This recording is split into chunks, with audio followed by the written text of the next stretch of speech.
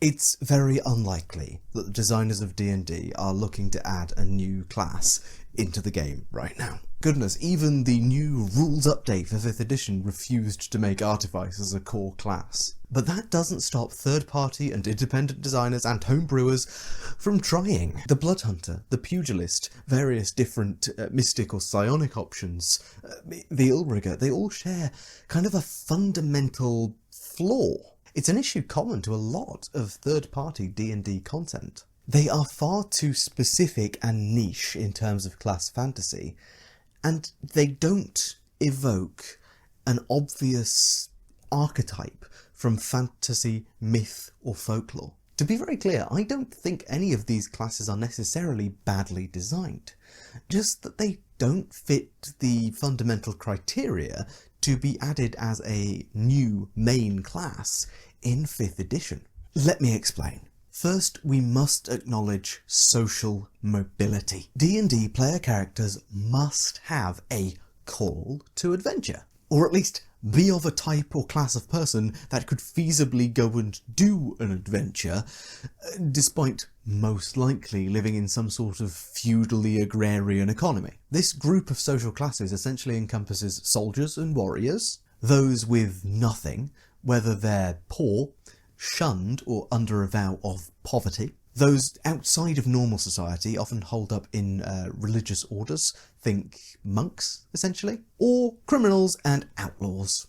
A nobleman or peasant player class isn't really going to work in D&D, because these people are too entrenched in the social order of the world to have time or freedom to go and adventure. Unless the nobleman in question is some knight or commander in their king's army. Equally though, a merchant class doesn't really fit D&D either, despite the fact that merchants were among those people, those relative few, who could actually go and do things in various different places without needing to be tied up by the feudal system. The problem is, merchants, as a class, don't really fit the second criteria of what a class needs to be in 5th edition. They must be an archetypal hero or villain. Each class archetype in the official game represents a type of character found in folklore or mythic history. Artificers of note include the Broker, Aetri, Daedalus, and even Geppetto.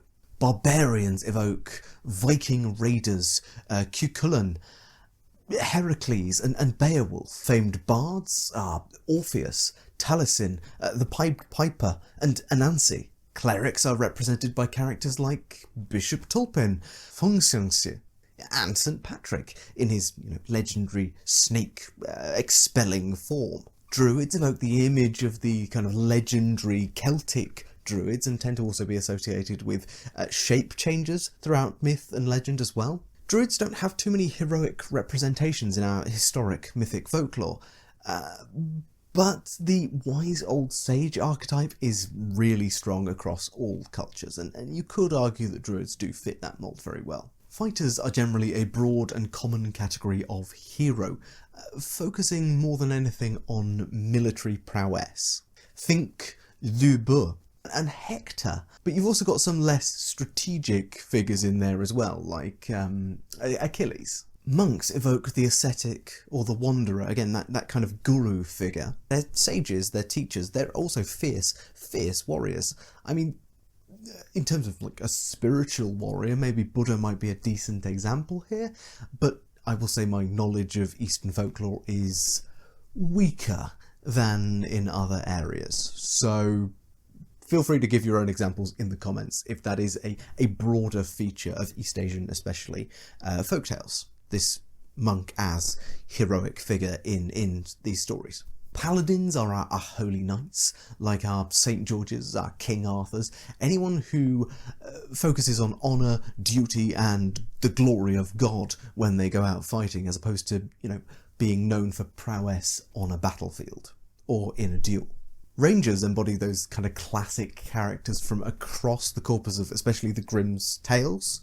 We're talking the huntsman from Snow White or the woodsman from Red Riding Hood, as well as arguably being represented by Robin Hood's Band of Merry Men. Speaking of Robin Hood, he's a classic rogue like Sinbad, and any number of cheeky little thieves from our favourite folktales like Alibaba. Sorcerers like the Snow Queen, Morgan Le Fay and Circe are fairly self-explanatory, while warlocks are really common villains across folklore, anyone with a devilish deal on the table. Or people like Aladdin or the Little Mermaid. And wizards kind of occupy a similar place to sorcerers, but a little more domestic, a little less wild. Think Merlin, Medea, Sybil and Cachet. They're not exactly out in the world or in foreign climes or in their own wild kingdoms doing things. They're generally part of an administrative system and function within part of an established kingdom as opposed to on their own making pigs out of cellulars.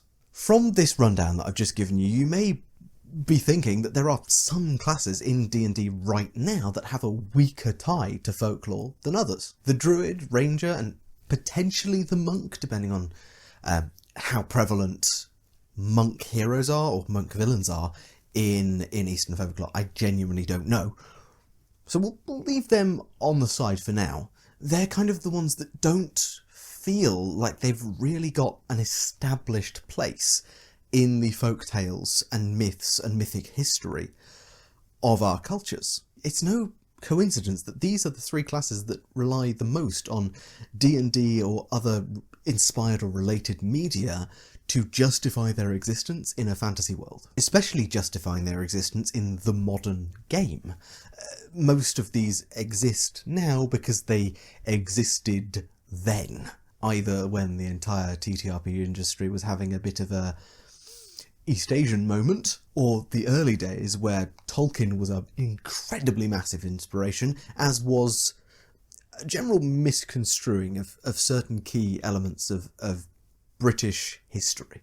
The goal of a class, even these less well-represented ones, is to evoke a broad archetype of character that is kind of instantly recognisable, even to someone who doesn't really know that much about the traditional fantasy archetypes, while also giving them an ability and an avenue to adventure. Arguably, the druid may fail on both counts, as druids were, historically at least, social leaders and sages. It's like if you made the town mayor a D&D class. It's kind of the opposite of adventuring. More than any other edition of D&D, 5th edition seeks to be mainstream and commercial. So all of this narrows down future player class options quite a bit. Bringing back a mystic or psionic class, or bringing back the invoker or the shaman from prior editions might make fans of those classes in those editions very, very happy indeed. But it's not going to immediately capture the public's interest in a way that is instantaneously recognisable. But this doesn't mean that all old classes now just can't be used because nobody'll get it. In fact, there's one class from the past that I think fulfills all of our criteria. It represents a group who have an incredibly good reason to travel around. They're famously shunned and live on the very, very fringes of any feudal society that they may operate in. Furthermore, this specific type of character features heavily in world folklore, especially as a villain, but not always. And to boot, it's instantly passable by fantasy and non-fantasy fans. I am, of course, talking about witches. Let me address some immediate potential criticisms. First, D&D already has the warlock. Witch and warlock are often used interchangeably, accepting gender. Historically, both are servants of the devil, who use dark magic to do horrible things, who bind familiars to their side and hunt for secret, forbidden knowledge. Frankly, it could be argued that a druid-warlock multiclass kind of covers most of what you're looking for in a witch. A shape-changing devil worshipper with powers over nature, who specialises in dark magic and curses. If you can do the concept of a witch some decent justice already in 5th edition, why bother with an entirely new class? Frankly, I would argue that the designers of 5th edition are unlikely to release any new class, although I do believe this to be the most likely option. For that exact reason, largely because most of the time you can kind of fudge and fluff whatever you need from the current array of classes that exist in 5e. But secondly, I would argue that witchcraft, specifically historical witchcraft, is a very different kind of magic than we often get to see in D&D. Also, just to get it out of its way, witch in its original use was a genderless term and could refer to a practitioner of witchcraft of any type. This is because witch was actually a synthesis of two previously used words, witcher and witcher. That is the best Old English pronunciation you're going to get out of me. Eventually, though, during the witch mania that seemed to sweep over a lot of the Western Hemisphere, the term eventually came to denote specifically a female practitioner of witchcraft, with man-witch being used as a contrast in the time, at least in England. Lastly, yes, I know Pathfinder has a witch class. This is not a video about Pathfinder.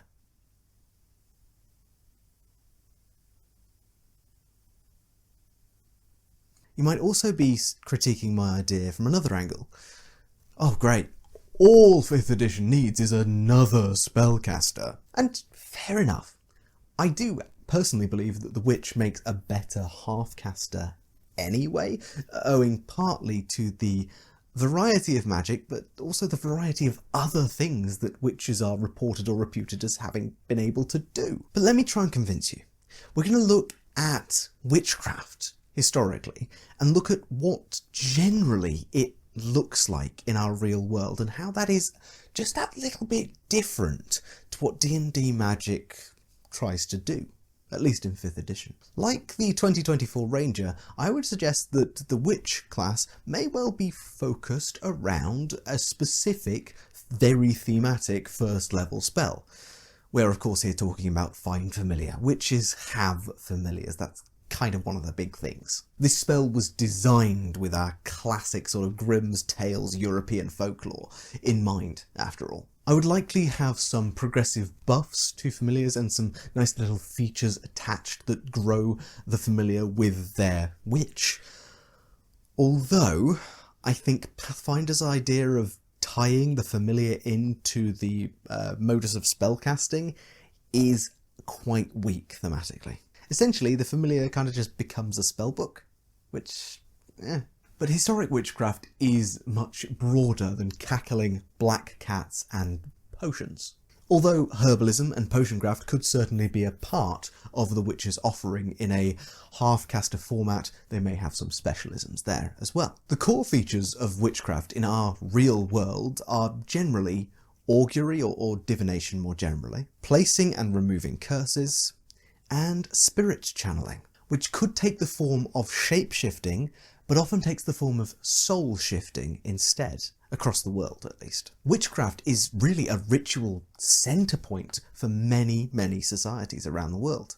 Many worldwide folklore witchcraft-style practices involve the sharing of one's own body with an inhabiting spirit. We're talking Navajo spirit walkers. We're talking Japan's fox-possessed witch families. And shamanic practices really across South America and Africa, which involve the magic practitioner taking in a wild or dangerous spirit and becoming possessed by them to enact some sort of ritual change in him and therefore give him or her more power in being able to affect the world around them and affect magic and make stuff happen.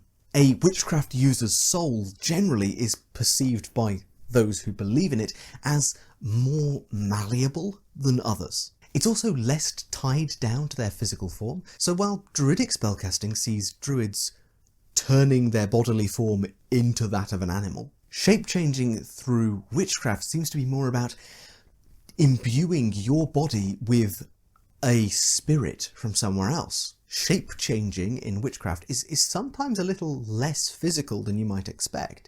It is about welcoming in a spirit, which transforms your physicality, your mood, and indeed your utterances as well. You either invite spirits in or send your spirit out into the body of another. This leaves your body behind, as opposed to the druid who physically transforms. Another thing we can take from historic witchcraft is its heavy focus on precise and correct ritual incantations and intonations. Any witch class should really also be built around ritual spellcasting. Perhaps witches get extra riders or empowerments that they can add to ritual spells that they cast that way. Like meta magic, but instead of being an innate part of their being, it is based on specific changes to the ritual setup and a form of pre-preparation, which frankly is, I think, an underdone mechanic in 5th edition anyway. Preparing your spells in the morning is kind of not really a done thing, and I think we could get a lot further if our dungeon delvers did more than, have a hero's feast or cast bless on each other before going down into the depths. Or perhaps this ritual power could be used to imbue objects or creatures with hexes or curses. A magic stone that has been imbued with extra ritual curse magic could cause blindness when it hits, for example. Or stop a creature from talking by making slugs come out of their mouth, at high enough levels perhaps. We'd likely see classes built around warging, spirit binding, hexes and curses, potions, and divination, with the general mechanical identity being a support/debuff half-caster with mostly magical damage options. After all, having a witch be a half-caster is just too good an opportunity to pass up when their capstone spells would be things like Geish and Modify Memory. Genuinely, I think with those being the potential capstone spells at level 5, making them a full caster would be a genuine shame. With Wisdom as a primary stat, they'd make a lovely counterpart to the more offense-focused Ranger, but you could also make the Witch an intelligence-based class for balance reasons if you really needed to. Although I would say they would step on the toes of the Artificer a little bit more that way. At the end of the day, I don't think Wizards of the Coast is going to make a big push towards any new official class anytime soon. But if they did, I would not be surprised if the Witch made an appearance. After all, everybody loves a good hag.